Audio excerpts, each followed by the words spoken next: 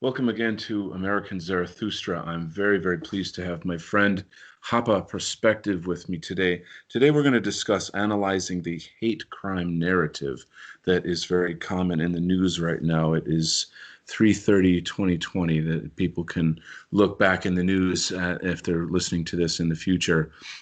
We'd like to kind of set the stage a little bit first by just talking a little bit about our backgrounds and focusing specifically on a certain topic. So I'll let Hapa lead. Go ahead. Oh, you want me to talk about my background? Just a bit so people have a context. Well, I'm a Hapa, meaning that I'm half East Asian.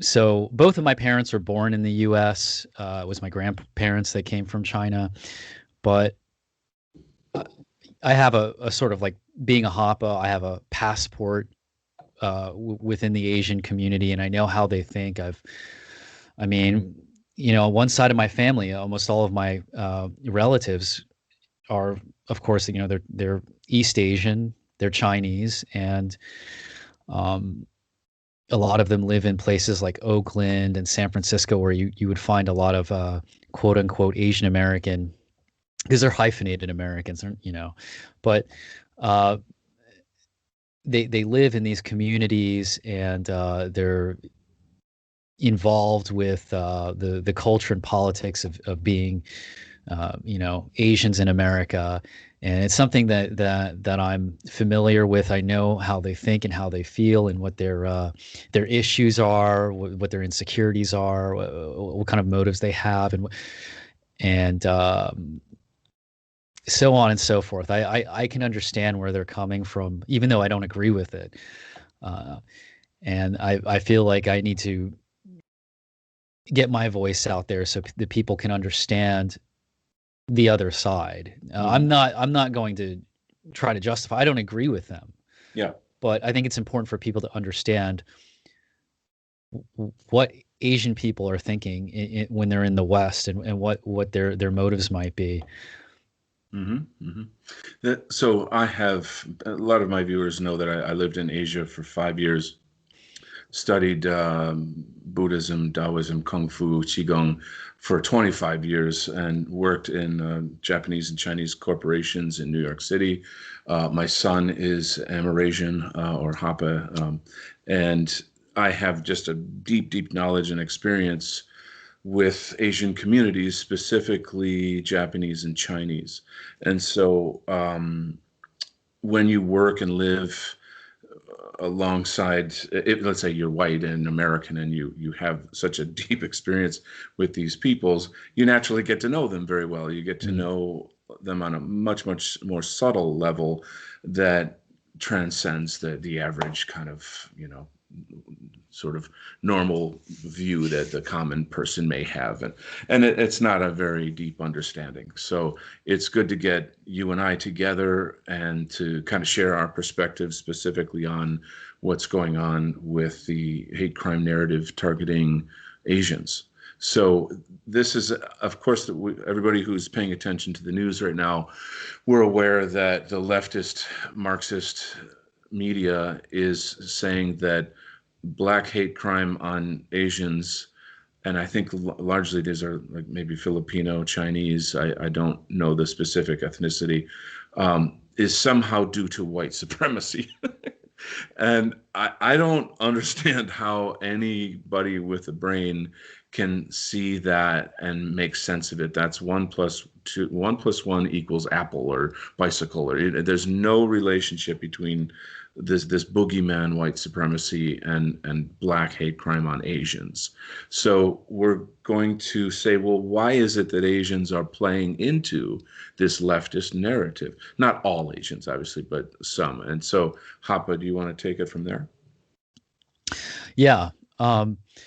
So Asians in America, as they call themselves, Asian Americans, are um, they're getting together over what they perceive to be as a threat to their collective as an Asian minority, which comprises different East Asian ethnic groups that wouldn't otherwise necessarily even get along together, certainly not in Asia, but they're coming together in the West because they perceive that there, I mean, there is a real threat that they're facing, but they certainly are being victimized, but they I think at least half of them are very well aware that the major demographic that's victimizing them, that's assaulting them, killing them, raping them is black.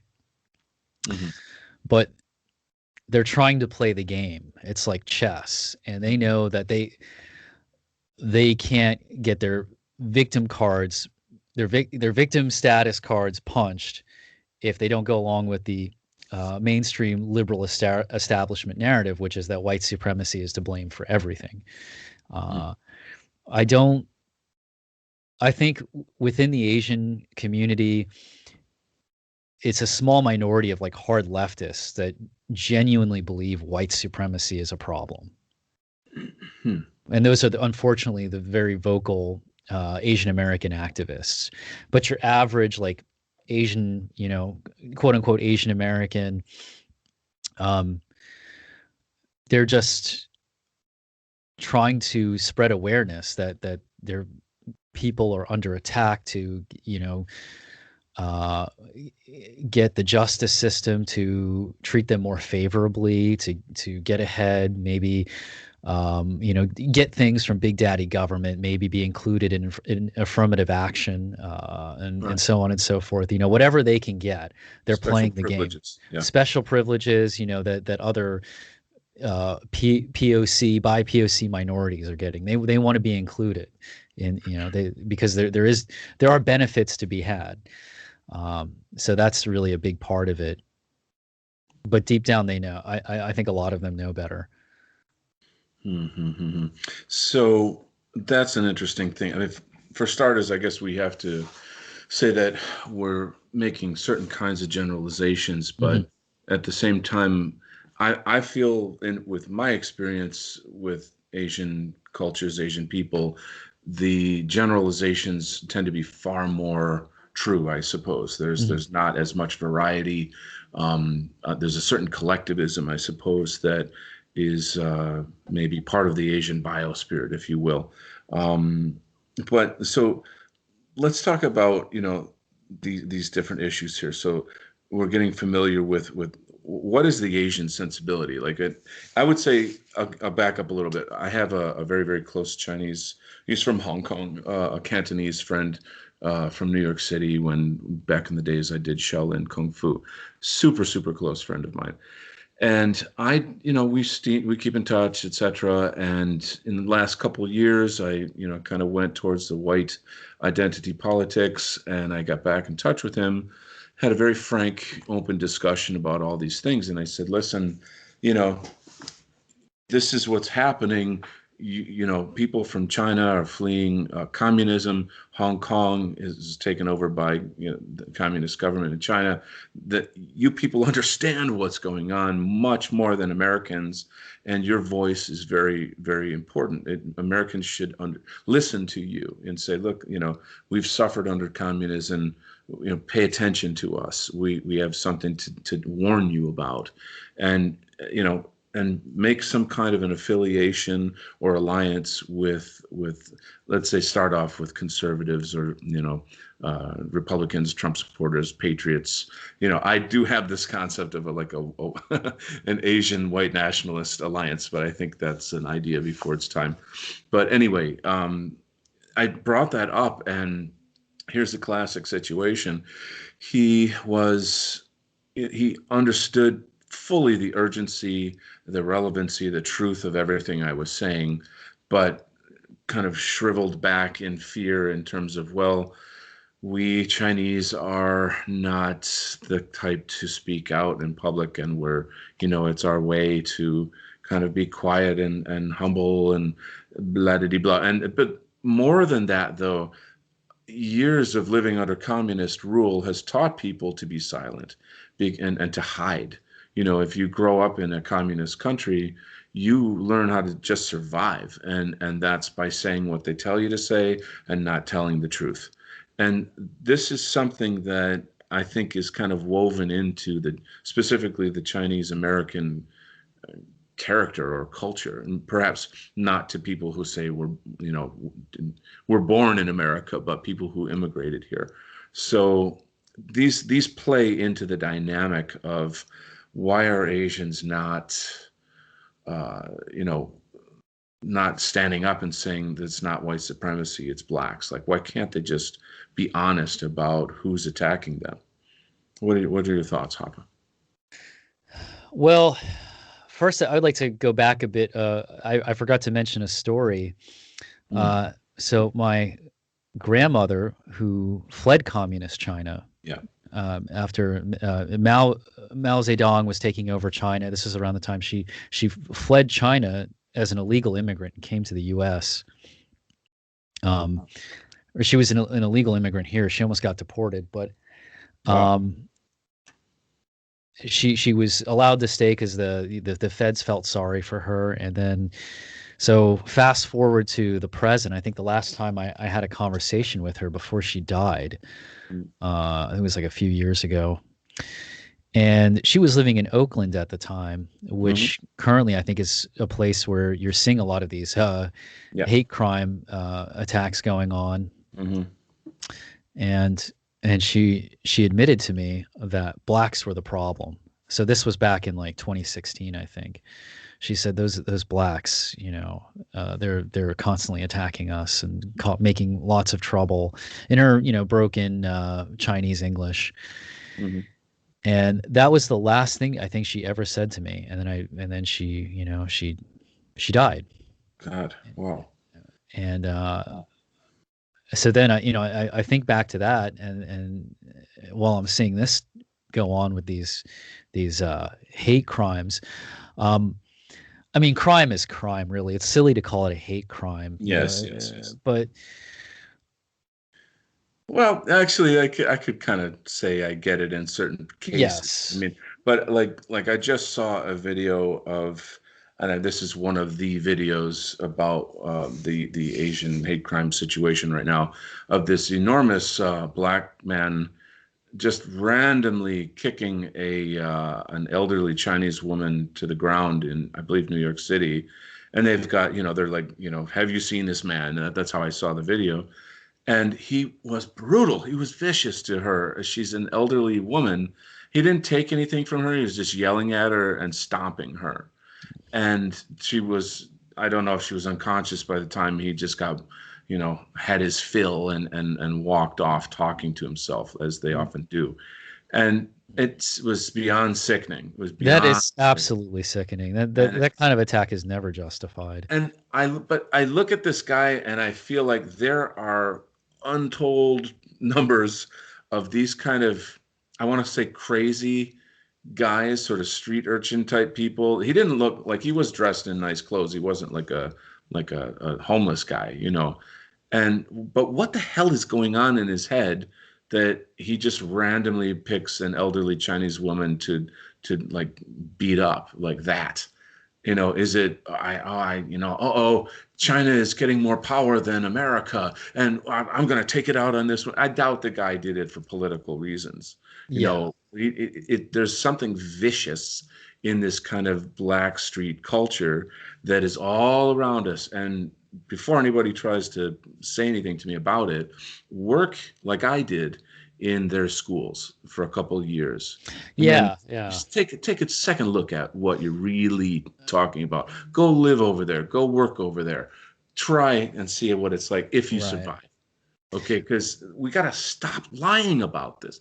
Now, yes, there's, like I adore people like Candace Owens and, the Jesse Lee Peterson. I love these kind of African or blacks that are like normal people, and I feel as if they need to take the lead in some way to reach out to these psychos and reach out to this disgusting hip culture, this kind of gangster hip hop culture, and somehow find a way to save them, because they're not going to listen to anybody else. And I mean, they may not listen to that. They may not be high IQ enough, or Wait, maybe hold on that's a second. We're getting into a yeah, whole another we topic here. are. But I do feel like My answer to that is, there's over 46 or actually 48 Negro majority countries on the planet. I mean, sub-Saharan Africa is huge. yes, yes, Is there a single one of those countries that's a nice place to live in?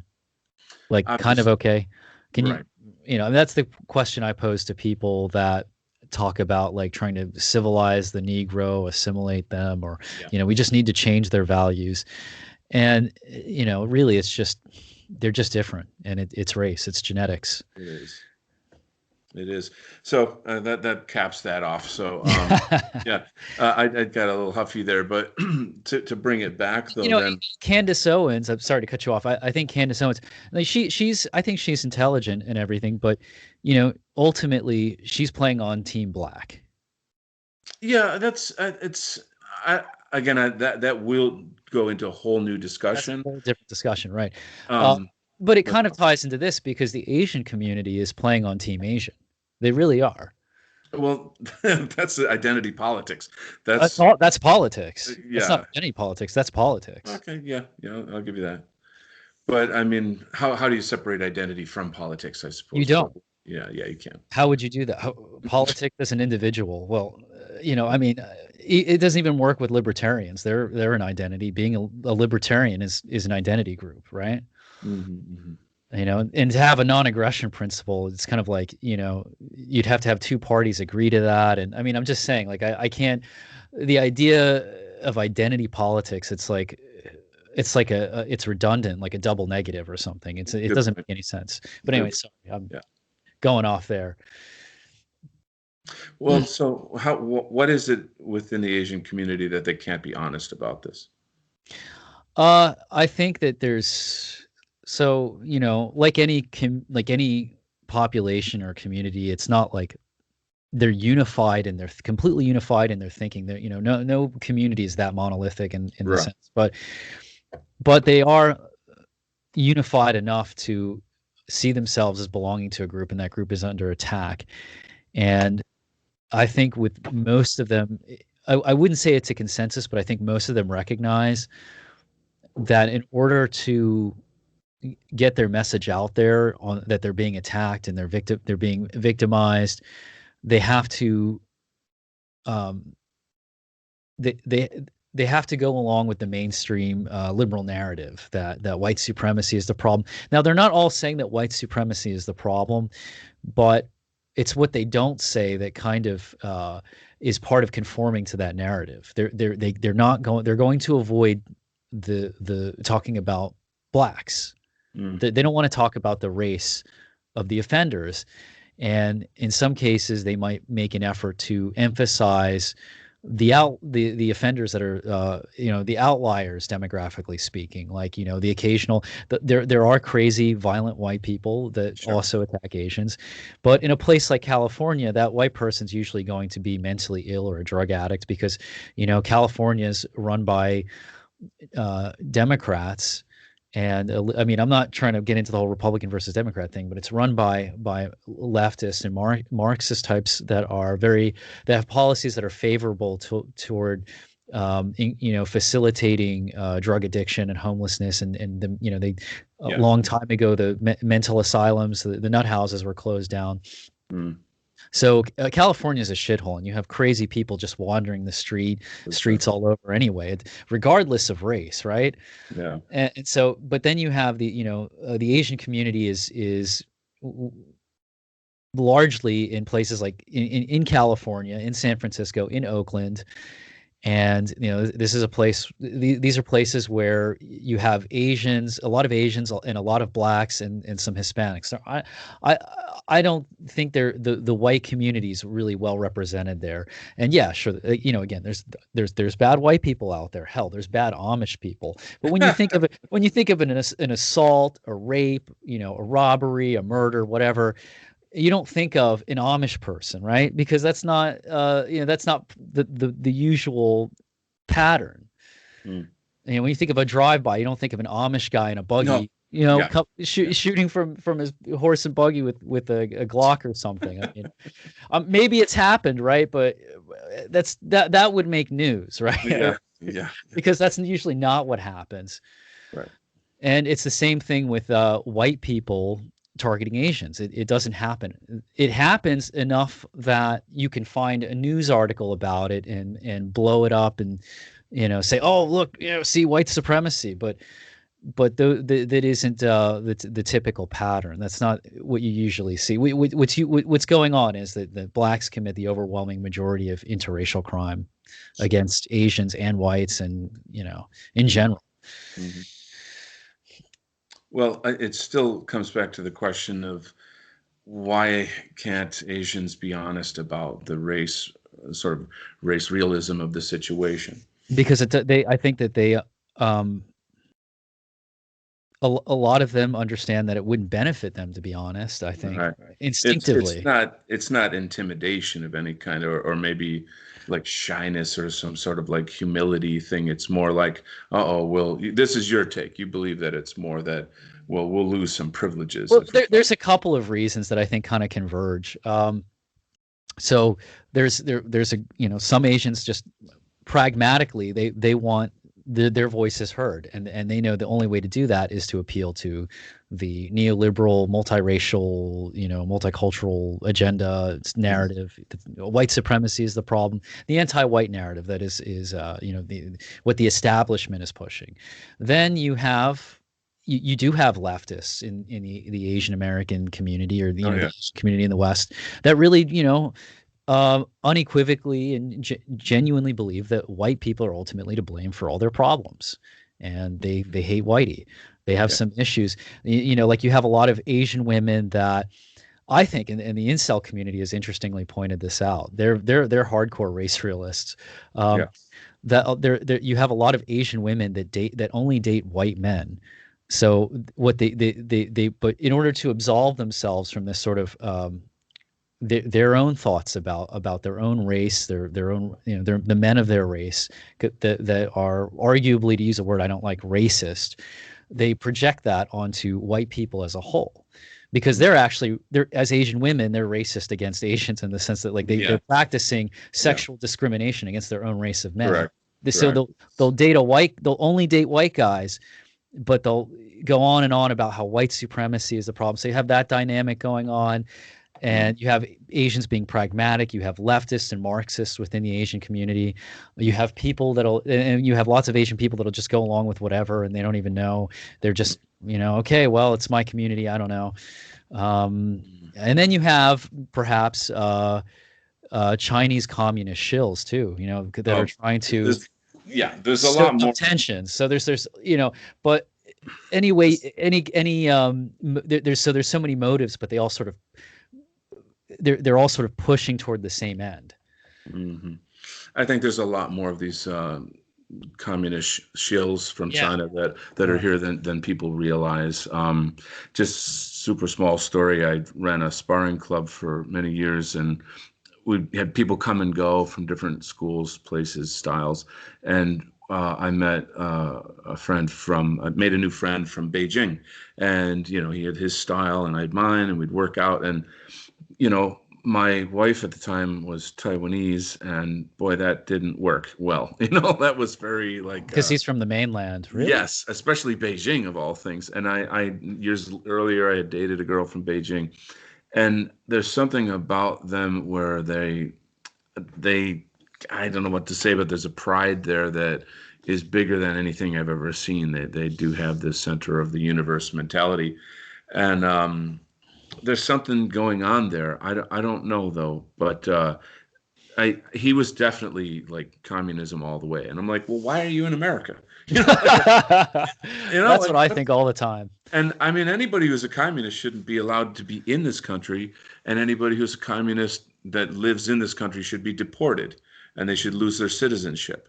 That is just black and white, like no flexibility on that. Communism is here to destroy the West, period. So there's no connection there. But anyway, we're digressing again. I think we want to try to get back to this narrative topic. So my take, I'm hearing what you're saying, and then my take is that it's more of a kind of a humility, shyness, cultural, social norm issue. I feel that in general, especially, we have to distinguish American-born Asians and Asians that have immigrated here. I would say pretty easily that American-born Asians are more American, and they're going to be more outspoken and much more likely to fall for the leftist media bullshit and get sucked into that victim class narrative, all that garbage, and kind of as you said. Whereas the sort of the old school, if you will, the immigrants, they're escaping something. They're looking for new opportunities. They are humble. They believe, they act like guests in this country, in a proper sense of the word, and they Well, do that's great the thing. things. If you don't mind, if I interject, I think at this point, in 2021, a lot of these Asians that are being like sort of activists and trying to rally and get their voice out on mainstream media, on the news about this hate crime epidemic and going along, and some of them not, when someone like Nancy Pelosi says that the real problem is white supremacy, they nod. She did that in a Zoom call with Asian American leaders. It seems like a lot of these are American born Asians, a Yeah. lot of them. So in a sense, they're not Asian anymore then, right? And in the regard that they've fallen for this leftist American liberalism, which is a very kind of Western thing. And But they're I not think they're not doing it as Westerners at the same time. They're doing it because they're just they're playing the long game to so. benefit their community. What they are then is not Asian but minorities. See the difference? Yeah. So Yes. Yes. yeah, so like Asian implies culture, history, identity, all that, right? Religion, all the language of, whereas minority is, well, where do I get my benefits from? Here's my little That's card. right. When do I get my check in the mail? So it's a bullshit parasite status. It's not, Yeah. so to sacrifice the honor of being, from their countries and their cultures to cash in on some leftist scam, some race racket against whites and against America in general, is really low. It's very, very low, and I'm really disappointed and sad to see that, because Asians have very high IQ, if not I think the highest in among people on Earth. So That's part of the problem. okay, can you unfold that a bit? That's an I interesting mean, concept. they are very smart, but they're willing to be unscrupulous, and they don't. They're. I'm not saying that they are an immoral people. They're not like running the porn industry and selling drugs. They're not that. It's not that. Yeah. Um, but they are using their IQ to push the anti-white, to help push along the anti-white agenda. Yeah. So all of the CivNat take is, oh well, we want more high IQ immigrants. Well, this is what you get with high IQ immigrants. Now you have doctors and lawyers that are against you. Mhm. And East Indians, I think, fall into that category quite a lot as well. Um, it's just another topic, and I have no malice against them. But go back to your country. Like they actually, people in India, for example, that's a crisis. Is the brain drain? That all their talent is going to the West, and I'm like, so that's almost another kind of racism against their own people. That's an interesting phenomenon. I think we're maybe going off topic a little bit, but I would say that one of the important things for white people and Westerners to understand about Asians is how, I don't know what the term is, like classist they are. That they're part of a class system. When I lived in Asia for so long, certain questions would come to me. Well, why this and why that? Why is there so much emphasis on education? These poor kids don't get to have a childhood when, well, we Chinese believe, or we Japanese believe. It's no American would say we Americans believe, or we whites believe, but Asians will use that phrase. It shows how collectivist they are. And they would say it's because that's the only way to get ahead into a higher wealth class. And then it suddenly hit me like, okay, there's so much homogeneity in this culture that how do you distinguish yourself? Well, you do good in school and you become a doctor or a lawyer or a politician. And it's It's not because they're homogeneous. okay. It's just Why? that's how they are. They're like that here. Mm-hmm. Well, what do you think about the concept of class awareness, though? Would you say that's a key element to Asian cultures in general? Well, you have, I mean, class is a part of any racial group or culture. Certainly English culture, um, and any culture I can think of. I mean, class is just a reality of human society, right? Mm. But I think with it's just it manifests differently. It's a different thing in Asian societies because Asians are just they have different racial sensibilities. Mm. So, the and there's a lot of racism in between Asian countries. My Racism. yeah. Well, let me want to say what I have to say. When I was dating that girl from Beijing, we were driving around Chinatown in Manhattan, and we drove by some store that was, Cantonese and Cantonese people, Cantonese food, this and that, dim sum, the whole thing. And she said the most racist thing I could not believe. She was like, I would never talk to those people. They're not my people. And I'm like, what the hell are you talking about? I was totally shocked at that. So you didn't tell her that you guys look the same to me. I Just kidding. would never say something. That's just not in me to say that. No, I know. I'm just kidding. I'm just No, kidding. I know. I I'm mean, I've I'm just had being. Asian people say that to me when I lived in Asia, though. What, the And all white people look the yeah, same oh, to you them? all, hey, weren't you in here yesterday? No, oh, yeah, all you white people look the same to me, Well, you but didn't get offended and like assault them, right? no, yeah, yeah. I decided I must rob you now for social justice. No, no, no. Yeah. You Um, just you just accept that their perspective is different. well, on the one hand, at that moment, I was like, I can't see how that's not true. I mean, it's just simply true. And then secondly, he didn't really mean it with like a malice of any Right. particular kind. He was just kind of being, frank and casual. Right. Blunt, like But Chinese people are very blunt. oh yeah, oh boy, yeah, not like Japanese. Japanese, you're trying to guess what they're thinking and feelings, but it's quite different. But I don't know. Let's try to get back on topic here. So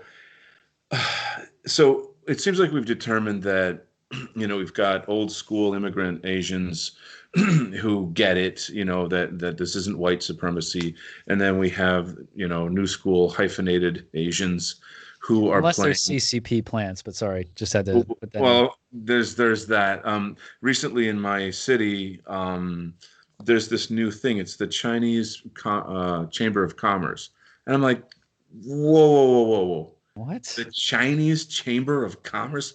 What the hell does that have anything? How are you here? How do you even exist? There's no such thing as a Chinese Chamber of Commerce in Wrong America. country. And yeah, go what the something is up here, okay, something is up here. Take your So commerce back to where it came from. well, I speak some Mandarin and I have my whole history and yada yada. You So have to say it in Chinese, then they'll get it. oh Tell them to go back to where they came from in yeah. Chinese. Oh, holy shit. Oh my God, maybe I'll do that just to No, see don't what do it. happens. Don't do it. I'm not that guy, but But I'm sorry, what I would do instead is get into the Chamber of Commerce, pay close attention to what they're actually doing, and then report it to somebody because that's like It's just so suspicious, and it's all under this, oh, rainbow cultural celebration, let's have dumplings together and I'll teach you how to use chopsticks, and no, no, no, you're buying up land, and you're creating deals with Democrat politicians, and Yeah. you're buying our country underneath our nose is what's happening. Yeah, they're the merchants of the East. It's disturbing. um but yeah, I don't know, but to get back to this whole thing, so what what's the answer? What can be done? How do we what do we do? Well, there's two ways to look at that. Yeah. So from the CivNat, or I don't want to say the CivNat perspective, but like a major criticism I have of the Asian community is they don't actually genuinely value like self-defense. For a culture, they came up with something like kung fu, and Yeah. you would think they would like see the wisdom in having more relaxed, or rather no gun laws preferably. They don't, they're all about they want to be perceived as being American, but they don't genuinely value the Second Amendment, which is like the most American thing. Mhm. To me, I don't believe you can really be an American if you don't value the Second Amendment. I mean, you can be, but you're not like, and I'm not saying you would have like immigrants that value the Second Amendment or honorary Americans. I'm not saying that, but if you're going to make the claim that like these Asian people, a big part of it when they come to this country and they end up living here and becoming citizens, or they're born here, Mhm. they want to be, or at least they claim they want to be perceived as Americans. Mhm. But the most important aspects of being an American, like having gun rights, they don't seem to fully understand or care about, or they just totally turn against it.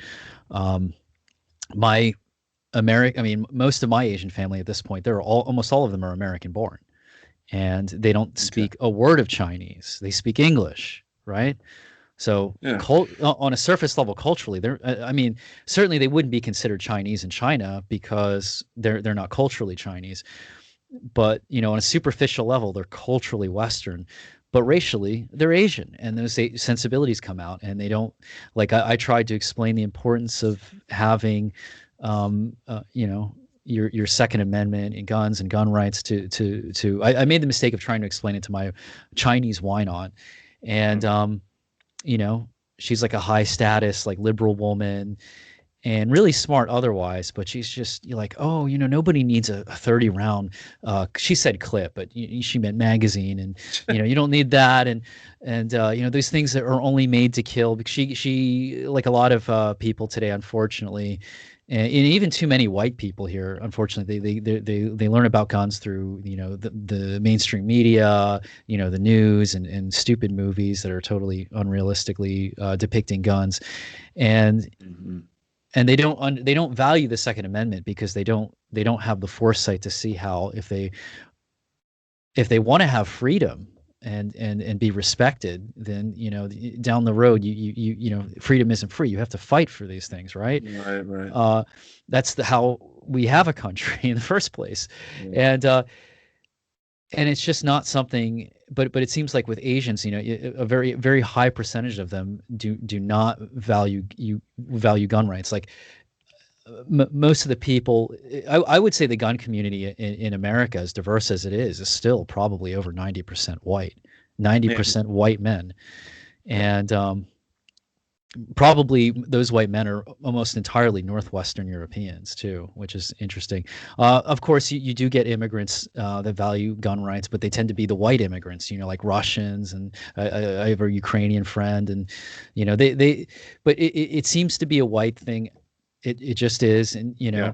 maybe some blacks and Latinos, but the most per capita underrepresented racial demographic that is interested in guns, or the gun community, is Asians.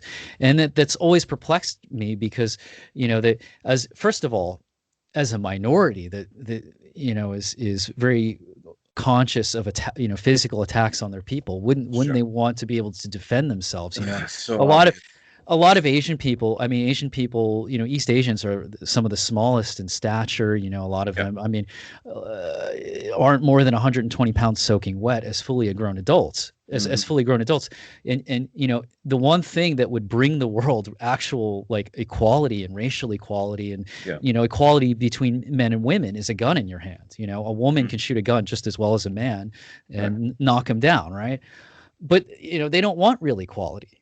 They don't want they think they do, but they don't because they don't value gun rights. And Mm. it's never been really a part of their culture. And That's culture is downstream from race.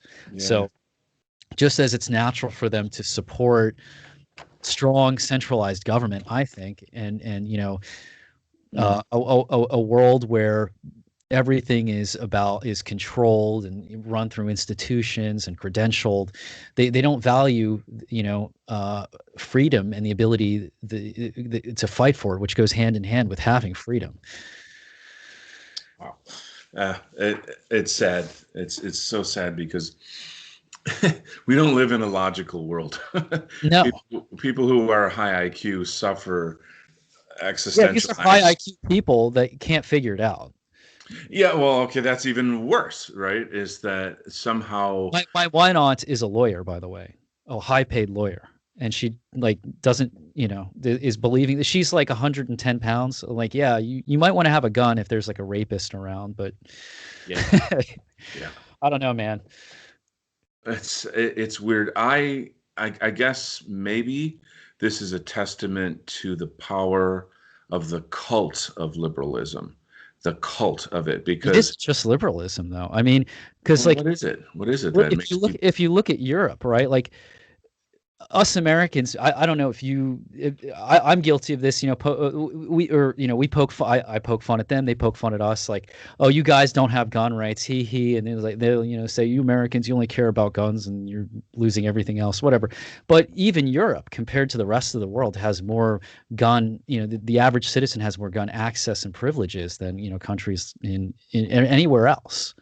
Sorry. In Germany, guns there's a lot of gun control and they're heavily regulated, but a lot of people are gun owners, believe it or not, and they have gun Good, clubs. good, good. But in China, it was there's like maybe a couple gun ranges, and that made news, and it's controlled by the Chinese military. You can't own any guns or ammunition. You can just go to these gun ranges, and that's it. You know, That's crazy. because that of course they control their people like they're animals in a zoo. Of course they Yeah, don't want to have guns. or on a farm, more like Yeah, it. yeah. Um, They're definitely on some sort of plantation, if you will. that's To well, me, if you yeah, can't have a firearm or an arm that's you know what I mean, like arms that are equal to what the military can have, you kind of are a slave. I mean, you are a slave. That's one definition of a slave is you can't have yeah, firearms. yeah, yeah. But they don't have any problem with that. If they can eat their rice and noodle soup, they're happy.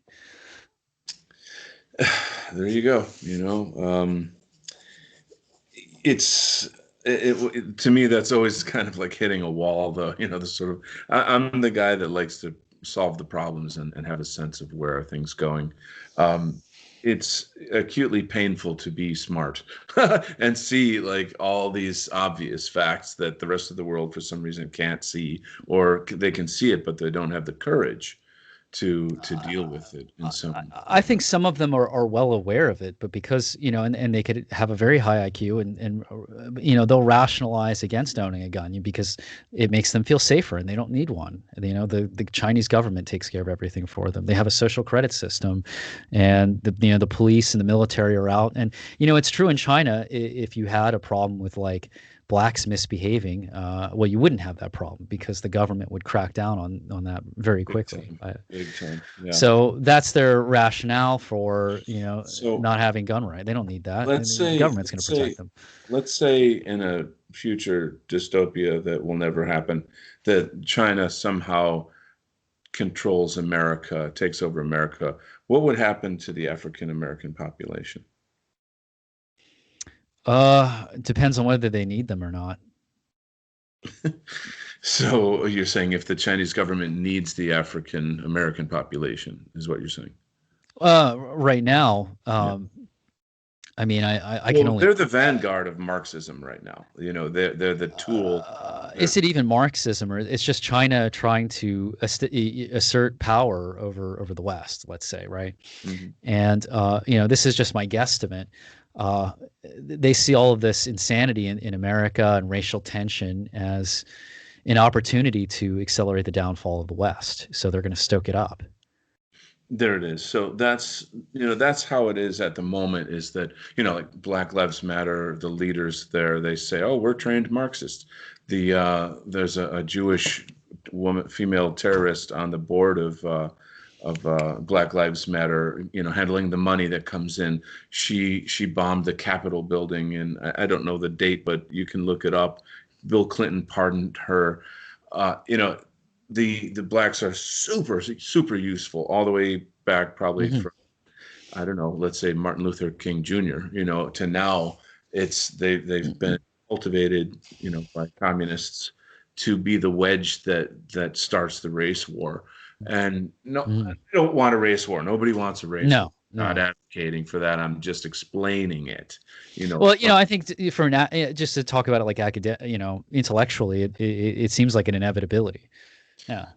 That's the terror that we're all feeling, and that's why we're even talking about it, a lot of these things, because it's like, oh, okay, now we got the Asians on our side. Although, think back a month or so ago, a big news story was Asians no longer have POC status. They're dominating in higher education.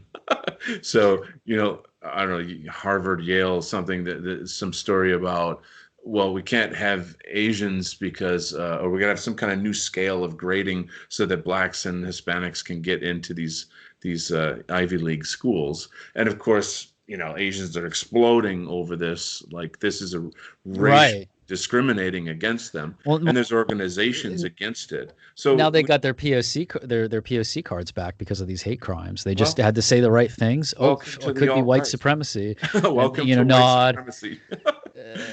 And they they got their POC their POC cards. Well, it's not welcome to white supremacy for the, or you I'm joking. no, I know. It's they're running with this white supremacy narrative because they understand. I think some of the leaders of the Asian American community just to understand this is what they have to do to get their POC cards, and maybe then they can get into more of them can get into Harvard or Yale. So we're back to the identity politics, I guess, in some Well, it's regard. just politics. It's just Yeah. politics. If Well, I it, don't. I mean, I agree with you, but I feel that it's a useful term specifically for white it's people. used, it was used by centrist and the skeptic community to criticize us. Fine, Because because they'll argue what you're doing is, oh, that's white identity politics. I don't play identity well, politics. that's the whole point I'm making, is that whites have to wake up to the fact that we are a demographic. And by disenfranchising us from our own racial identity politics is rigging the game against us. We are the source, the resource of it all. We created the Western world. It's our taxes that are going to other countries, and all these programs. We're the ones being erased. But when the parasites, I should say when, if the parasites erase us, the parasites die. Then they turn on each other, and they're kind of doing that already. Hmm. They're little, like, what do you call it? The woke culture, the cancel culture, where they cannibalize each other. So that's another reason, is there's a sort of fear of being cannibalized by the left. If you don't toe the line, you could possibly Well, get there in you go. trouble. Maybe the Asians are afraid of that. So, They the go Asian after them. community here, they don't Mhm. want to be cannibalized by the left. So, yes, you're Mhm. right, Nancy Pelosi. It's white supremacy. That's the problem, and they're Please just not. don't disenfranchise us. Yeah, Please keep us in your benefits don't club. cancel us. We saw Yeah, what you did to the white people. Don't do that to don't us. do that to us, because we know we're next in line. Honestly, I mean, think about it. You Asians are. I mean, if that's part of why I keep saying we need a Western alliance with Asians and whites. I'm way too far ahead of the game for everybody to understand, and I'm not trying to be cocky by saying that. It's just, all you got to do is do the math. Just sit down and do the math. It's like a domino effect. You can see it coming. So, I don't know what to say. I think if we did have that alliance, it would be freaking powerful. I mean, our money, our intelligence, our resources put together to say no communism in America, shove off, and then work towards that. How that could happen, who knows? I don't know. Maybe I'm being too idealistic, as I think usual. I know. I think I know how that could happen, but it would involve international politics and China. Yeah, yeah, yeah. And if like America, starts to really balkanize, or even before then, I mean, um, you could see if the situation gets really bad and the conflict is too one-sided. China, the Chinese wanting to keep um, the racial tension in the U.S. or the conflict, they want to keep it going or accelerating it to weaken Yeah, America and yeah, take away America's status as the global hegemon, the world yeah. military power. They might decide, now it's time to back the Team White and say America. Here's the anti-white coalition. They have too much power here, and we don't want them to win. We want this to keep going. And this is a problem with a multiracial society, Yeah. is that other nations can exploit internal conflict. And of Huge. course, the best thing for them is for the conflict to continue. Which is why the blacks are the vanguard of the Marxist movement. Because that's the key right there. Well, but yeah, they well, Well, they didn't pick Native Americans, right? They didn't pick Latin people. Why? They didn't pick Asian people, right? They chose blacks. What do you call that's it? a whole nother. There's a lot of reasons for that. I Sure. don't think I don't think the end goal is Marxism. I think Marxism too is like kind of just a vehicle, if you will, or it's like the end goal, depending on who's behind it, I think is largely like gets into the Kalergi plan, or the replacement agenda, and China's just they're just interested in themselves. I know a lot of people I think have made compelling arguments that China's not really Marxist anymore. They're just sort of Yeah. like this totalitarian Yeah. Chinese sensibility version of National Socialism. But I mean, I don't know how to say this. They're a weird conglomeration of communism and capitalism. There's like they're almost super capitalist in a way. Money is everything, and yet they have this authoritarian communist government with insane amounts of control. But maybe it's now it's just like I've never been to China, but it's maybe it's like communist in name only, but their actual agenda is just for their Chinese empire to gain in This status and power and become a world power. let So me they're share just let, okay. let me share some things that I know. I've only studied it for 25 years. So, a couple of things that help the us and the West and in general to understand China, which we need to, is for starters understanding that imagine if the Roman Empire still existed and say Latin was the country language for the entire empire, yet it was made up of all these different countries that had their home languages, their German, English, French, Tunisian, Hebrew, all this, and that's China. China is one empire with several countries within it. They all have their own languages, etc. So, but yet they all speak Mandarin, right? So, and they've had, centuries of civil wars, so much so that they want a totalitarian government to control the whole country to stop them from having civil war. If the CCP fell tomorrow, China it would be an insane bloodbath of civil wars between all these countries that we know of as China. So that's it's maybe hard for people to understand, but that is a reality, and I've had many Chinese people tell me that over the years. Blah blah blah. That there's that. So having understanding that is one thing, but the other thing is the word China, 中国. means central kingdom. And when they mean center, they mean center of the frickin' earth. Like all things emanate out of China. The world, all cultures are beneath them. All countries are, vassal states, or, they just think they're superior. There's a Chinese supremacy, if you will. Honestly, and I mean it. They don't hide it. Talk to anybody from Beijing, and they will not hide it at all. No apologies about Chinese supremacism.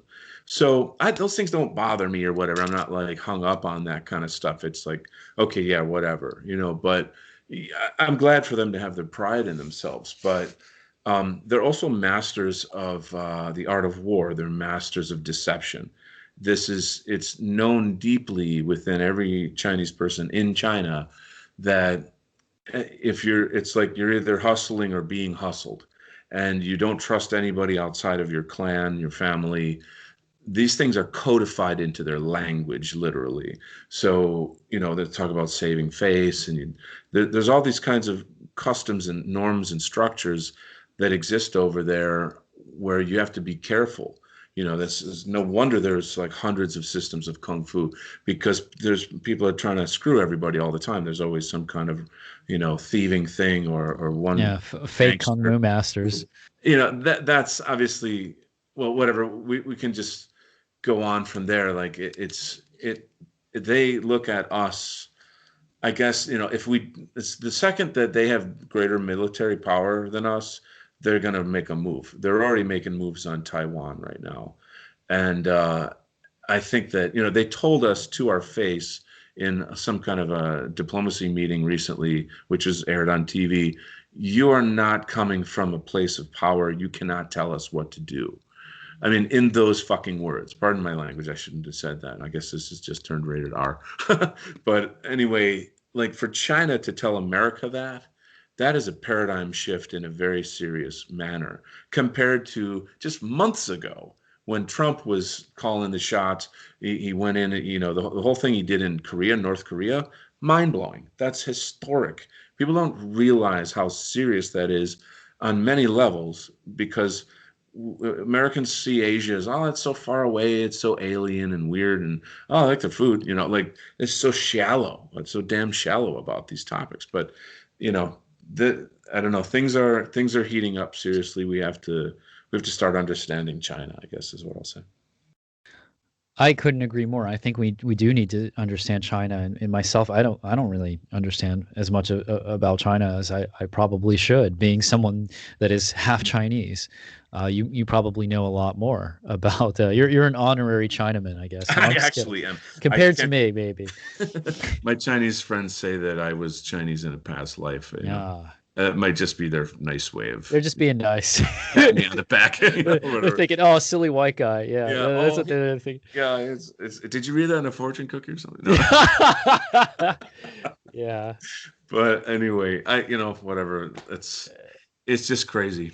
I don't know. There's a lot going on. I don't know if we're gonna solve any But problems tonight. it's easy to understand how it would be of interest to the Chinese government to exploit all of these racial issues in America. And I think from a strategic perspective, it's the right move for them to get their people in America to attack heritage Americans, the Yeah. heritage American community, their race or whatever word you want to use.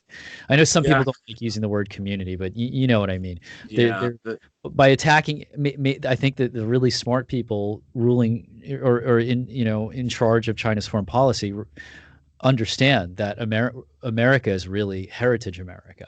And once that's gone or completely out of the picture, Are out of or power. just well, they're arguably out of power now, but having even less power, America will become like Venezuela or something. It'll become even more of a third world shithole, and Yeah. that'll make Brazil. it easier for China to just take over even more of Well, the world. I agree with everything you said, but here's the thing: you don't kill the goose that lays the golden eggs. You know what I'm saying? And like I keep thinking, why haven't they done anything yet with Biden in office? Like, why haven't they made any major moves on us or something? And part of it to me seems to be that why we okay, look at the COVID bill that just went out, and how you and I got I don't know, whatever, however, 1,000 some a little bit of money. But if you look at the billions of dollars, our tax dollars that were sent to other countries, and you're thinking, this is total. We're being completely gutted and disenfranchised. So it seems like, why don't we're making so much money that China wouldn't want to stop that? You get my point? You Mm. want Americans to keep working, slaving, paying their taxes, and it's I guess it's like that's just one angle. I don't know how it weighs into the whole picture of politics and power, but it seems to me like you wouldn't want to destroy America.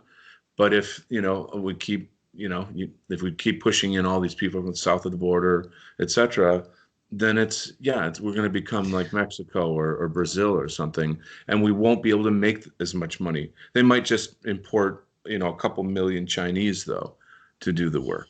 So who knows? Like they're doing They now. can sell shit to brown people too. Oh, jeez. um, there's a whole other topic about what China's doing in Africa. They're colonizing Africa now.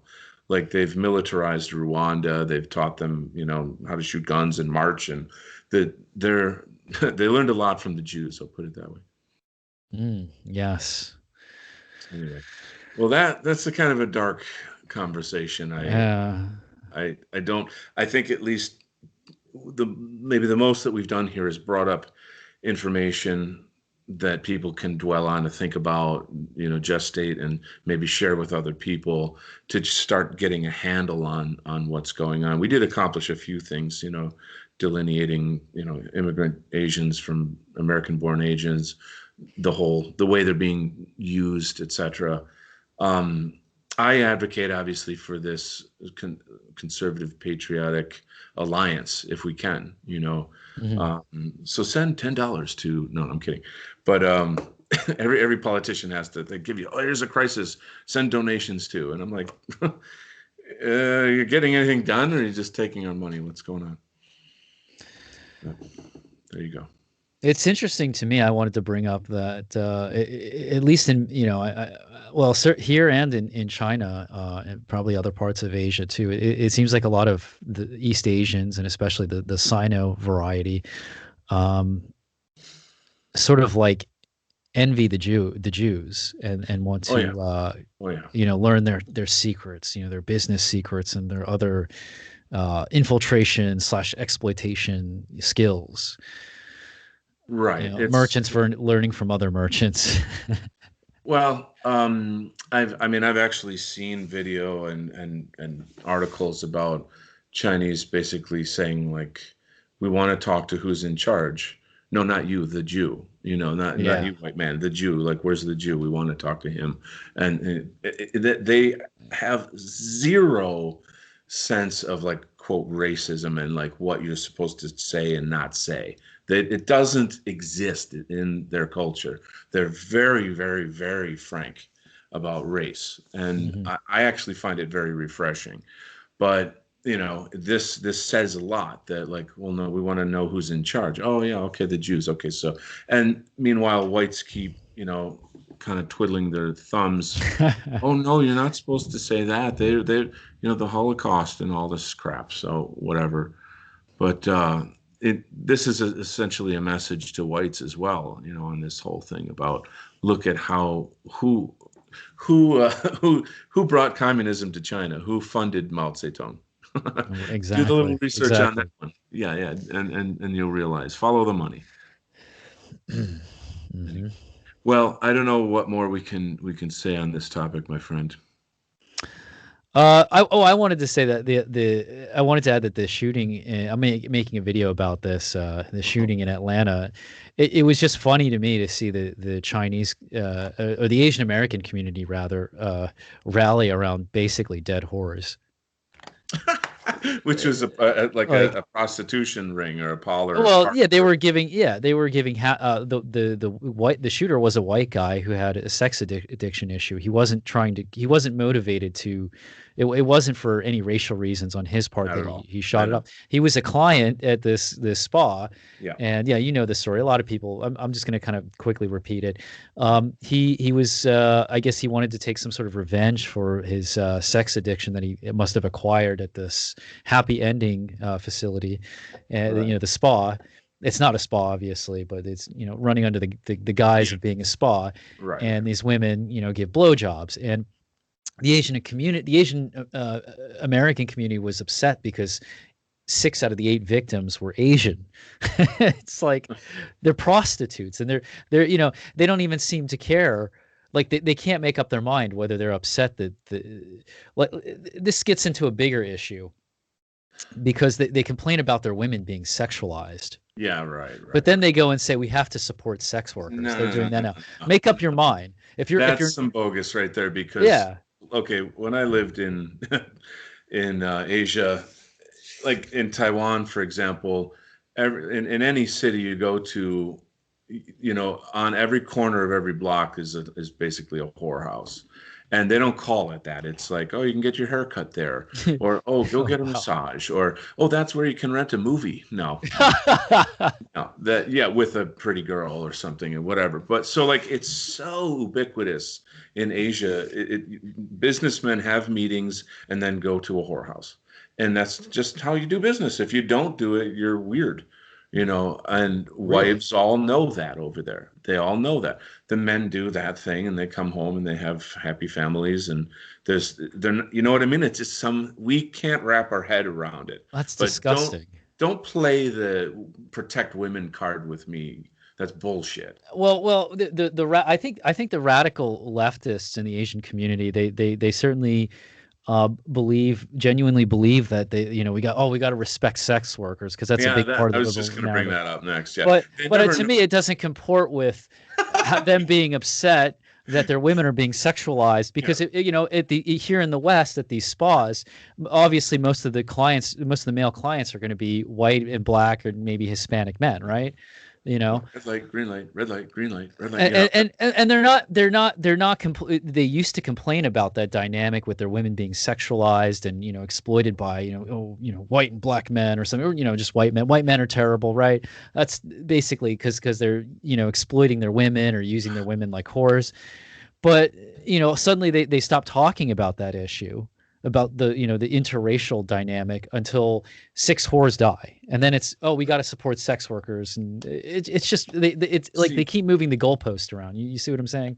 it's this. Yeah, I mean, we're talking about clown world, man. It's clown world on acid, man. It's off the Yeah, charts. off Like the since charts. yeah, since Biden got in, everybody's just like, wake me up, please, wake me up. Nightmare. Like that's again another conversation, different topic and stuff. But these are kind of fascinating points to think through, and how it plays out. I guess basically any single thing that happens in life, the leftist media will find a way to spin it to sell their garbage, their fear, their white supremacy narrative. So Hmm. that's, I guess, the end of it right there. Is the hate crime narrative is the white supremacy narrative. It's an anti-white narrative like anything else. Right. So there you go. Hmm. I guess we just solved the problem. We have a long way to go. I mean, there's to solve the problem, but we understand what's going on. Yeah, yeah. Uh, Well, this definitely was super informative, and it's so I really really enjoy talking to you. We have a good laugh, and we have very unique ways of connecting that I can't connect with other people, and I feel like us together, we create a kind of a knowledge base that is unique and important for yes. around us to listen to. So hopefully people will share this, subscribe, comment, engage, and but especially share this information. uh, and there you go. So All right. thanks so much for joining me on the show, and we'll connect again soon. Okay. All right. Fantastic. I'm happy to talk about all of these issues. All right, cheers.